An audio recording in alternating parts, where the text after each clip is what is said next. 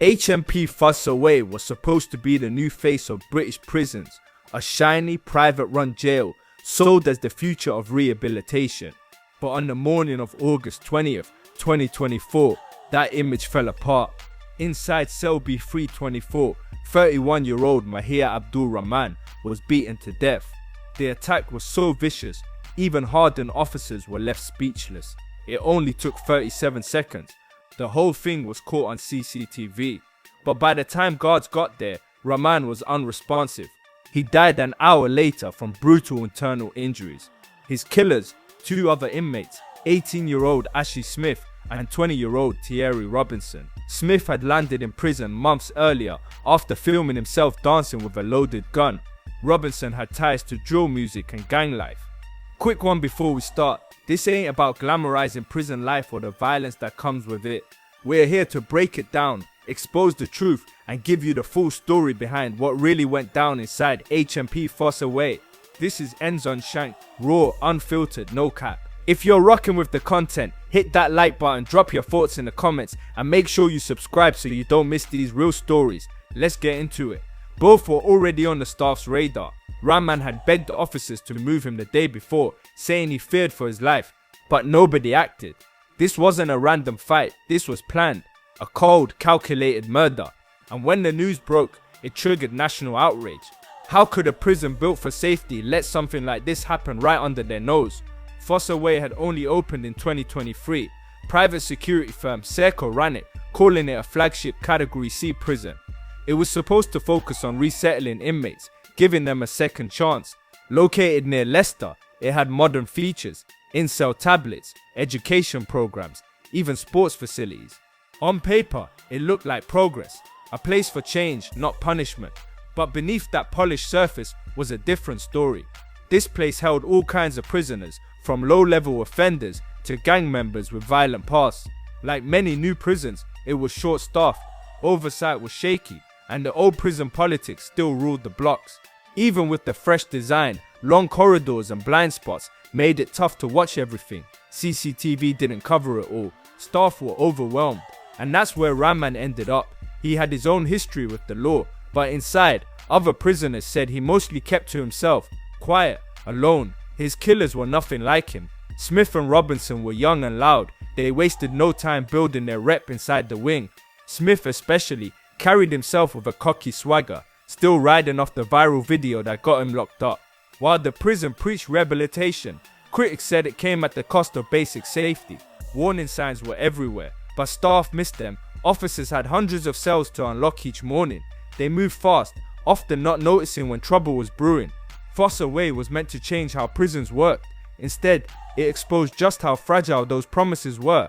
New building, same old violence. Inside those walls, power still belonged to the boldest, and no fancy upgrades could change that. Smith and Robinson weren't hardened criminals when they arrived, but their street reputations followed them in. Smith was only 17 when police caught him flashing a loaded pistol on camera, dancing in a balaclava. That clip sparked a police raid on his Birmingham home in November 2023. Officers found the pistol, loaded and hidden under a mattress. Multiple clips showed him posing with it. He got sentenced to 3 years in a youth facility before being transferred to Fussaway. Robinson, 2 years older, kept a lower profile but was just as deep in the streets. He went by Trills, had his face in drill music videos, was even reported missing once by Warwickshire police. Both of them came in with that same street bravado, and inside they linked up fast. Other inmates said you hardly saw one without the other. On the wing, they threw their weight around mocking people, flexing, dropping quiet threats. This was the usual prison game. Young hot-headed inmates trying to claim their spot. Rahman didn't fit that scene. He was introverted, anxious, easy to isolate. Sources said Smith and Robinson started targeting him weeks before the murder. First it was words, taunts, insults, embarrassing him in front of others, but it didn't stay verbal for long. One day, Rahman snapped and threw a kettle of boiling water at them. That moment would later become a key trigger. Fussaway's talk of rehabilitation couldn't stop prison rules from taking over. Smith and Robinson weren't building a full gang, but together they became a force, using fear to control their space. And in Rahman, they found someone they thought wouldn't fight back. Inside that wing, Smith and Robinson ran things quietly but firmly. No official gang, just two young men creating their own pocket of fear. After the murder, prisoners described how they ruled. Sly smirks, whispered warnings, and an unspoken rule challenged them and faced the consequences. In places like this, you don't always need open violence to run things. Fear moves through silence. That quiet control is what kept everyone in line, but Rahman was carrying all the weight. In the days before it went down, he told staff straight he didn't feel safe. The official logs backed him. He asked to be moved because the threats kept coming. But nothing changed. No one moved him. Whether they ignored it or just slipped up, nobody knows. But that failure would cost him his life. The breaking point came after Rahman stood up for himself. He threw boiling water at Smith and Robinson during one of their confrontations. In prison, moves like that don't just slide. For Smith, who was already building a name, that was disrespect. And disrespect comes with consequences. August 20th, 2024 started like any other day.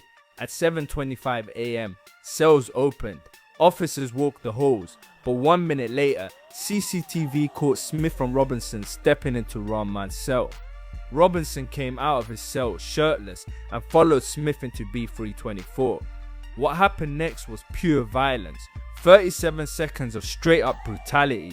No shouting, no big scene, just dull thuds, no screams. When they finished, they walked off like nothing happened. Smith even stepped back into the cell once more before leaving again. Rahman was left inside, broken and bleeding.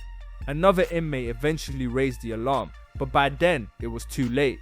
When officers arrived, Rahman wasn't responding. His body showed the full horror of what he went through. Massive internal bleeding, broken ribs, bruises all over his body. The post-mortem confirmed what the CCTV already showed. This wasn't a fight. This was a beating, carried out with purpose. Fossey's so-called promise of safety collapsed right there. The ones running the show weren't the officers. It was two young inmates doing what they wanted, while no one stopped them. The murder of Mahir Abdul Rahman wasn't just about prison beef.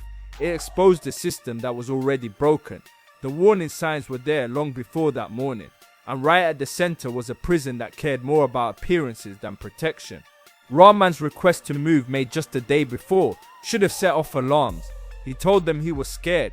He asked for help, but his fear got ignored. Whether it was carelessness, laziness, or staff shortages, nobody acted. And even how the murder happened raised serious questions. It took place minutes after the doors opened. Staff had already walked past his cell that morning. Nobody saw anything strange. The cameras were rolling. The footage was there, but no one reacted fast enough. That gap between seeing something and doing something proved deadly. Inside that tiny cell, the CCTV caught everything. Rahman, trapped, took 37 seconds of pure punishment. He never fought back.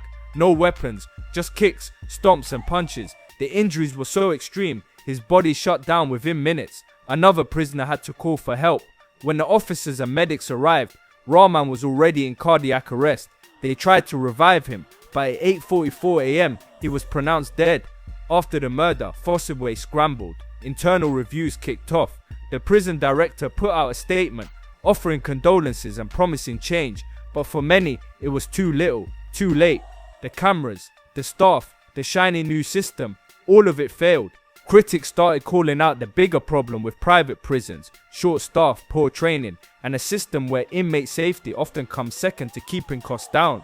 For Rahman, those cracks cost him his life. This wasn't random. The signs were clear. The system saw them and still did nothing. After he was pronounced dead, the prison locked down, but justice was only just getting started. Forensics swarmed HMP Fossey. Cell B324 was locked down and documented.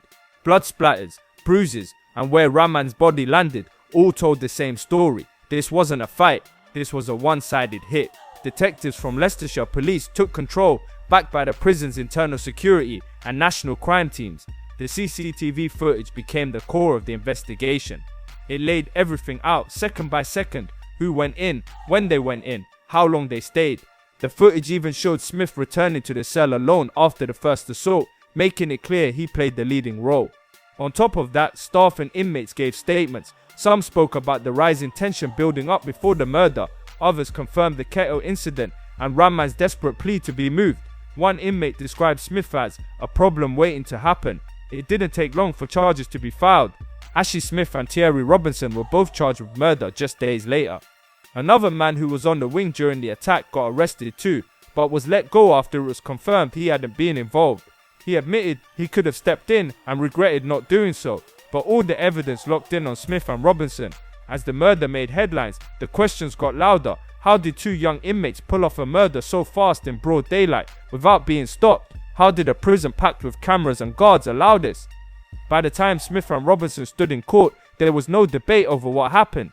This wasn't confusion, this was cold-blooded, a calculated execution, caught in full view, inside a prison that was supposed to prevent this kind of violence. Their trial kicked off at Leicester Crown Court in early 2025. The whole country watched. Both men pleaded not guilty to murder, but the evidence was brutal. Prosecutors opened with the CCTV, timestamped, clear, undeniable. It showed Smith and Robinson walking into Rahman's cell at 7:26 a.m. on the 20th of August 2024. Exactly 37 seconds later, they casually walked out like nothing had happened. Medical experts confirmed what the footage showed. Rahman had taken a savage beating. His ribs were broken, his organs were bleeding, his body covered in bruises. The injuries were so extreme, the pathologist called it catastrophic blunt force trauma. The jury heard the full story, the harassment, the kettle incident. They ignored requests for help. Prosecutors made it clear Smith led the attack, taking revenge for what he saw as disrespect. Robinson backed him up. The jury even saw photos of Robinson smirking in the corridor just minutes before the assault, a cold contrast to what came next. In March 2025, the verdicts landed. Ashley Smith was found guilty of murder. The judge called his actions callous, calculated, and deeply disturbing. Smith was sentenced to life in prison with a minimum of 17.5 years. His young age, just 18 at the time, didn't soften the sentence. The court ruled that the level of brutality left no room for mercy. Thierry Robinson was cleared of murder, but found guilty of manslaughter. The court accepted that while he was involved, they couldn't prove he intended to kill. He got 11 years. The third man was acquitted of all charges. The judge acknowledged he failed to intervene, but admitted fear and prison politics may have kept him from acting. In his final words, the judge didn't just condemn the killers, he slammed the system too, the prison, the staff, the failures that allowed this to happen. The murder of Mahir Abdul Rahman exposed cracks that ran deep. Even inside a so-called model prison, safety was never guaranteed.